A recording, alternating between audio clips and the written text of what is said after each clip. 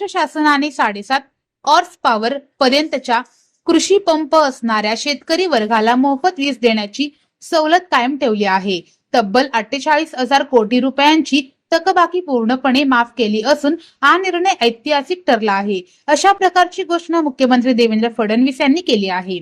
सदर निर्णयाचा लाभ सोलापूरला मिळणार आहे। एकूण 3,53,164 शेतकऱ्यांची 7,529 कोटी 45 लाख रुपये इतकी थकीत वीज बिल माफ होईल। या निर्णयामुळे शेतकऱ्यांना दिलासा मिळाला आहे। अकलूज, बार्शी, पंढरपूर, सोलापूर ग्रामीण या 4 विभागातील कृषी ग्राहकांना फायदा मिळणार आहे, अशी माहिती महावितरण प्रशासनाने दिली आहे। 19,37,895 किलोवॅटची थकीत वीज बिले शासन भरणार आहे। सदर ऐतिहासिक निर्णयामुळे जिल्ह्यातील 3.5 लाख शेतकरी वर्ग नव्या जोमाने शेतीच्या कामाला लागला आहे।